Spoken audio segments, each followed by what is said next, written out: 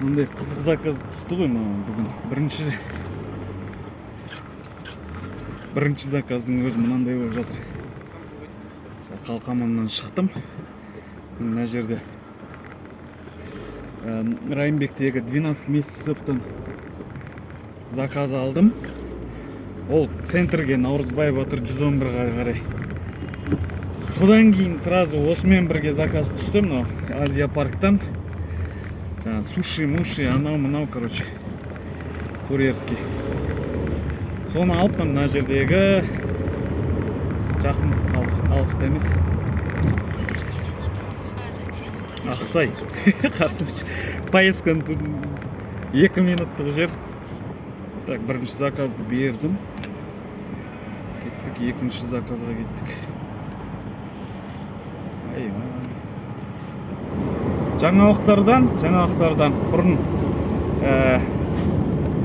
қазір доставка мен курьер екі бөлек қосылып өшірілуге болатын болса, қазір міне доставка и курьер бір неде. То есть енді доставщиктерді, курьерлерді бір болып есептеледі ме сонда? Сондай жаңалық болып жатыр. Доставка жасайын дегенім. Біраз болды доставкаға шықпай жүргеніме. Қарым шығып кетті, көріп тұрсаңыздар, сол үшін кішкене қимылдап ары бері жұмыс істемесек. Басында видеоның ең бастап жүрген кезінде алыстан түсіретін болса, видеодан видеоға жақындап бір күні бетін толып кетсе, не қыламыз ғой.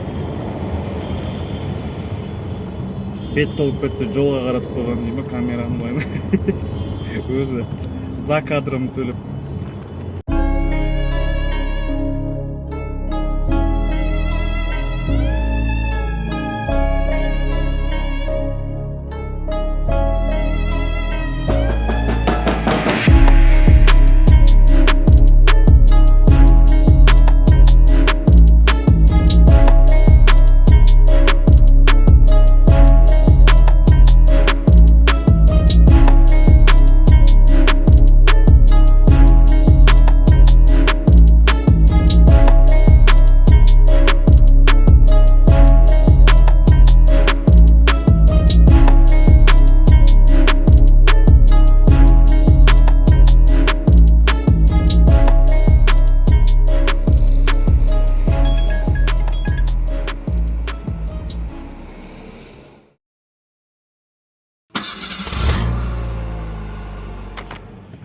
Сонымен бірінші заказ бітті.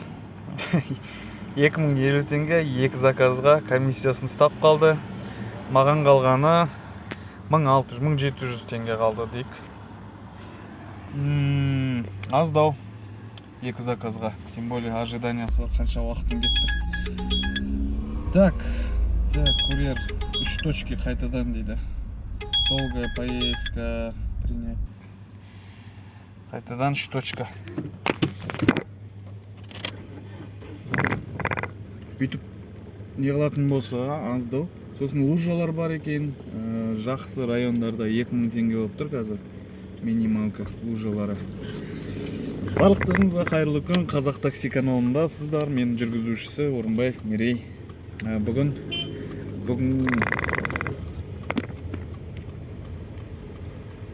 Бүгін қазанның 7-сі, жұма, 22 жыл. Бүгін тек қана курьер доставка тарифтермен жұмыс істейтін боламыз. Біраз болды жұмыс істемегелі, қандай не өзгеріс бар, қанша табыс табуға болады, автокурьер, соның бәрін қарастырайық. Бүгін отыра беріп, экономмен жүре беріп айтып отырмын ғой. Ондай жұмыстан да шаршайсың, адамдармен жұмыс істеген қиындау ғой. Сол үшін бүгін доставкамен жүреміз. Бір заказ жасап қойдым. Қазір екіншісіне бара жатырмын. Қараңыздар, түсіндім мен. Бірінші алып кететін 2 точканың адресі ғана ашылады екен. Екеуін алып кеттім. Біріншісін алып кеткеннен кейін біріншінің баратын жері адресі уже ашылды да. Бірақ жаңағы екінші точка ашылды. Және екінші точка ашылды. Қай жерден мен алып кетуім керек. Өз үйісті көрсетіп тұрады екен да. Бірінші мына жерге барасың, осы жерден осыны аласың. Одан кейін келесі жерге барасың. келесі жерде мынаны аласың. Сол екеуін де алып алғаннан кейін апаратын жерлердің адрестері ашылады. Сол біреусін апарып тастағаннан кейін екінші ашылады. Тура сол неге общий 2250 теңге төлейді екен. Бірақ бір қызық жері, мысалы, бұл екі заказ ғой. Екі жерден алып, екі жерге апарамын. Екі заказ, бөлек-бөлек заказ ретінде есептелу керек. Бұны Яндекс бөлек-бөлек есептемей, маған бір заказ деп есептеп жатыр. Лужадағы ақша. Сонда лужаның ішінен алдым мен. Көп зонаның ішінен алдым ғой. Сол жерде 2000 теңге минимал деп тұрған. Ал маған типа екі заказды беріп, бір заказ деп есептеп. Ақшам бермей қойын деп жатыр. Түсінбей жатыр мен, короче. Или может быть даже лужаның ішінде болмауы да мүмкін бұл заказ. Биларыңыз қатып кеткен жоқ па? Менікі қатып кетіп жүреді. Мені қараңыздар ағайындар. Комиссиясын. Қараңыздар. Жаңа екінші заказды жасадым. Яндекс маған 2 заказ жасадың дейді. По сути, мен 4 заказ жасадым.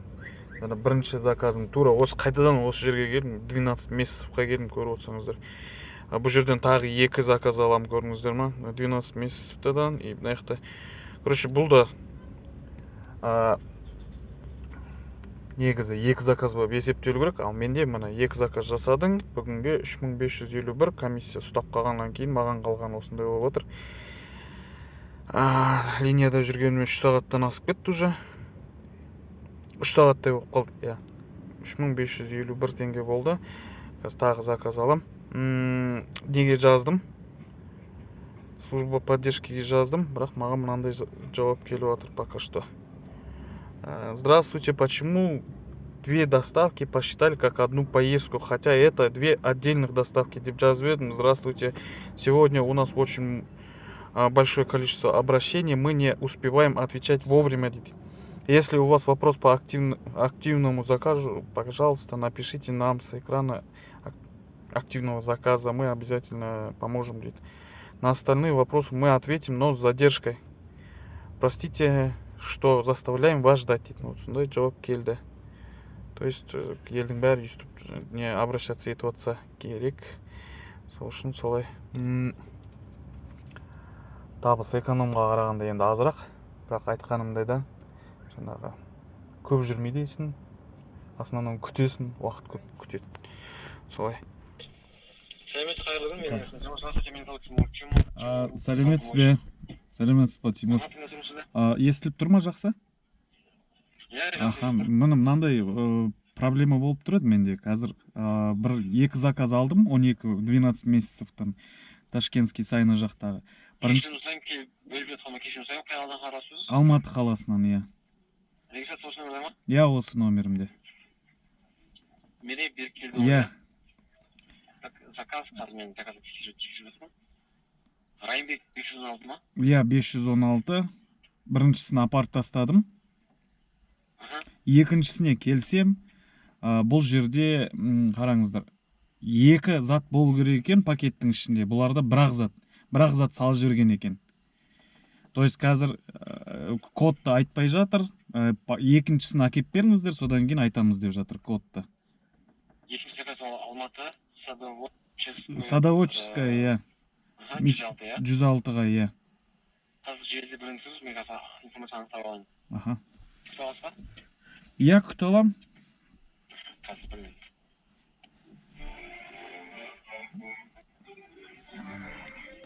Осындай. Бір жағынан мен де тексеріп алуым керек беді деп ойлап жатырмын. Бір жағынан жаңа магазиндегі адамдардың да бір документті бергенде маған просто пакеттің ішіне салды да, мә деп бере салды. Мен де кете бергем ғой алып алып. Поддержкаға звондап жатырмын енді.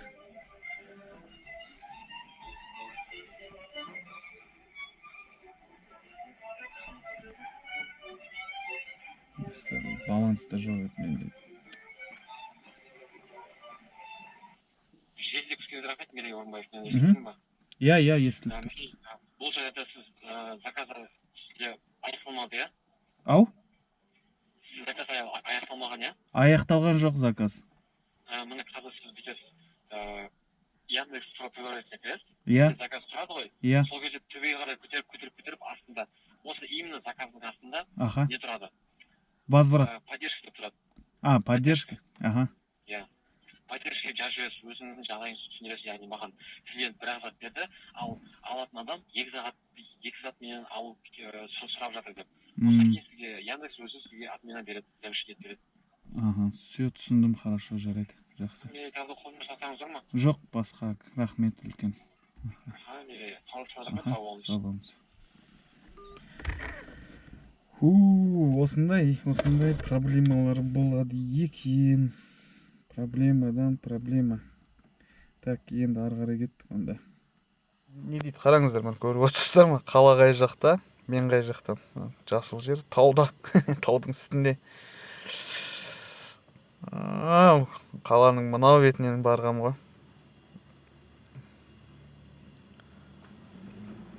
Өтемеген, мына машина өтпемеген.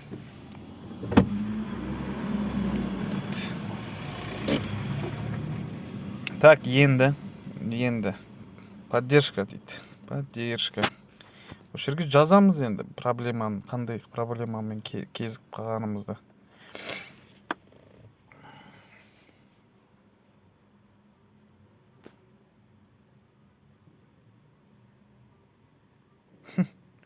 Бұл да ашылмай күйдіре ма? Линиядан шығып кетіп едім, бензин құйып тамақ ішіп аламын деп.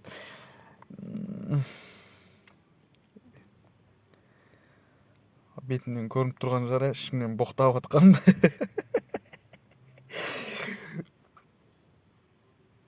Жұмыс қой енді, бәрі мінсіз болмайды. Өзімде документпен тексеріп алуым керек еді. Адамға сенгішпіз ғой бәріміз. Сеніп қаласында осындай жағдайлар күйдіреді ғой просто. Так. Не болды мұны? Не болып кетті өзі? Поддержка. Мына жерде еще интернетте ұстамайды үшін.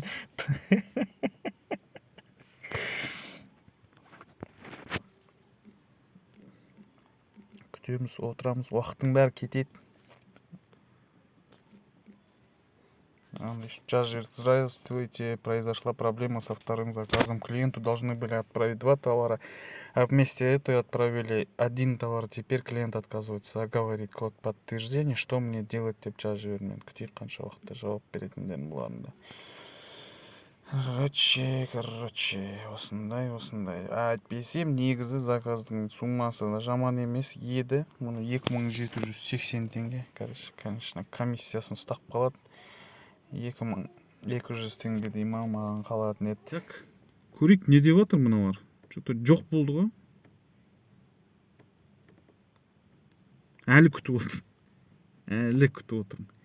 Уже 27 минут уақытым кетті. Уже передала ваш вопрос специалисту, он вернется с ответом в чат, как только все выяснит, дейді.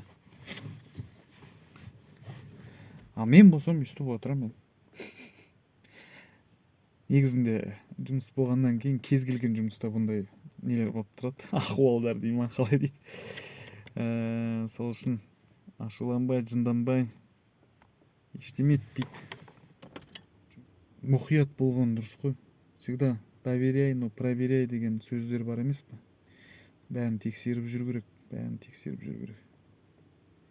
Мен бір күшті жерде отырмын қазір. Әдемілеп қаланы көрсететін жер болса, көрсетем ғой деймін сіздерге барып қазір.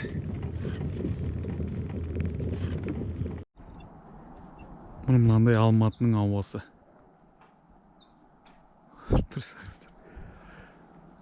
Қараңыздар. Смог. Тұман болып тұр ғой. Қаланың ішінен көрінбейтін шығар, мына сұмдық ашын. Осындай олмен демаламыз, ауру боламыз.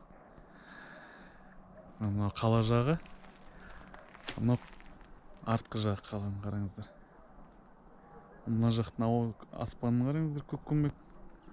Қаланың аспанын қараңыздар, сұп-сұр. Осылай.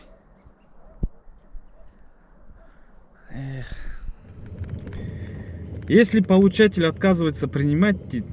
уже передала ваш вопрос специалисту, он вернется с ответом в чат, как только все выяснить. Уже 30 минут прошли, что делать? Если получатель отказывается принимать заказ, пожалуйста, свяжитесь с отправителем и верните ему посылку, дейді. Енді қараңыздар, қандай жағдай. Енді қандай жағдай. На жерде возврат дегенді бастым да, айттым. Сол жерде выберите по какой причине возврат деді. Сол жерде айттым, не полный заказ дегенді таңдадым. Енді қайтамыз, 1 сағаттық жол. Білмеймін, ол еще қай уақытқа дейін істейтін жаңағы жер. Егер ол жер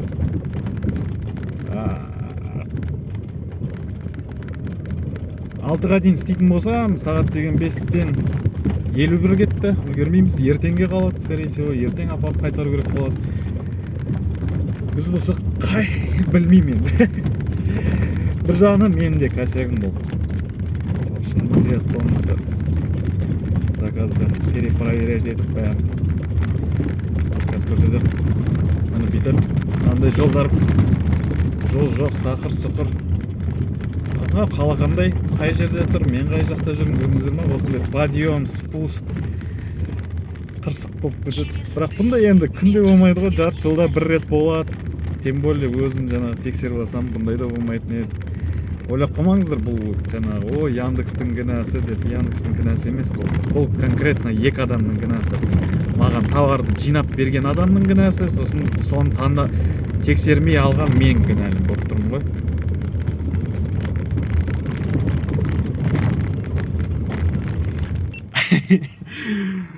Мынау заказ бітті. Әкелдім міне. Қайта әкелдім, үлгердім. Істеп тұр екен әлі. Сағат 8-ге дейін істесе керек. Сұрамаппын да ғой. Қараңыздар, возвратқа қайтып алып келдім жаңағы жерге. Енді қараңыздар, бұл таксидің қазір мен сіздерге несін көрсетем. Алынған уақыты 15:50-де алдым. 15:50-де, 3-тен 50, 4 дей берекші мақұл. Қазір 7-ден 27:30 болды. 3,5 сағат жүрдім мына заказбен. 3,5 сағат. 3,5 сағатқа міне жаңағы қайтып келгенімді есептеп, міне 4610 теңге маған төленді. Жаңағы комиссияларын ұстап қалды, 4% местный, біздің парк 13%, 13,5% Яндекстікі. Маған қалғаны 3800 теңге, тек қана бензинім мен нервімнің ақшасына да жетпей қалды, короче. Ладно, жұмыс болғаннан кейін бұндай жағдайлар болады деп айттым ғой. Бастысы сабыр сақтап, өз-өзіңізден шықпай. Көрдіңіздер ғой, жеткізіп тастадық, артын қайтадан әкеліп тастадық. Ертең күні бұдан да үлкен проблемаға айланып кетті. Жаңағыдай затты алып, сен құрттың, бүйттің, сөйттің деген сияқты. Сол үшін соңғы KFC-ді алып кеп бердім. Тамақ ішкен жоқ едім ғой, мен әлі жаңағы заказбен алысып ұмытып кеттім тамақ ішемін деп. Сонымен жаңағы KFC-ді салам, KFC-дің иісі деген жарды ғой, короче. Асқазан әңгіме етіп кетті, сөйлеп кетті. Шулап кетті кәдімгідей. Кішкене су ішіп ашуын басып қойдым, үйге барып тамақ ішейін. Бір жерден ішіп ары қарай жұмыс істей салайын десем, бүгін ондай табыс тапқан жоқпын. 4 заказ, 8430 теңге комиссиядан бөлек, бензин 1500 теңге жақтым, 7000 теңгедей қалды. Сағат 1-де шыққам, қазір деген сағат 8 болайын деп жатыр. Көре салайыншы мына жерден, бүгін бірінші заказымды алған уақытында. Міне 12:48-де алған екенмін, 1 дей берейікші. 8. 7 сағат болдым линияда, 7000 теңге қалды, сағатына 1000 теңге қалып отқан бензинмен неден бөлек. Білем, барлықтарыңыз айтасыздар, нені, амортизацияны есепте дейсіздер ғой. Амортизация деген енді машиненің жылын, сіз мінген көлікке байланысты, сіздің айдағаныңызға байланысты, жаңағы сіздің көлігіңіздің қосалқы бөлшектері қандай болады деген сияқты. Бұлай есептейтін болсақ, мен мысалы жылына қалай дейді май айына бір рет ауыстырып тұрамын майды. Май ауыстыруға маған бір примерно 20 мың теңгедей кетіп отырады. Ол деген менің бір айлық табысымның 5%. Былай айтқанда 10%-ын былай амортизацияға алып отыра беру керек та, солай есептесе болады негізі жаңағы. Бүгін 7 мың теңге болса, 700 теңгені алып бөлек қойып қойып амортизацияға деп кейін машина бұзылып жатса, сол ақшаға, жиналған ақшаға жөндеп жатасыздар, жаңа майды сол ақшаға ауыстырып жатасыздар деген сияқты. Сол видео қызық болды деген ойдамын. Бүгін басқа оймен шыққам негізі. Доставка конкретно до конца жүріп 10 сағат жүріп 10 сағатта доставкамен қанша табыс табуға болады деген оймен шыққан едім. Көріп отырсыздар, ойламаған жерден осындай өзі бір бөлек контент бұл да. Сол үшін мен жаңағы айтып жатырмын ғой, ас ішкен жоқпын, даладан бір жерден ше салатындай не ақша тапқан жоқпын. Қайттым үйге. Видео қызық болды деп ойлаймын. Жаңағы видеоның соңына дейін көргендеріңізге көп рахмет.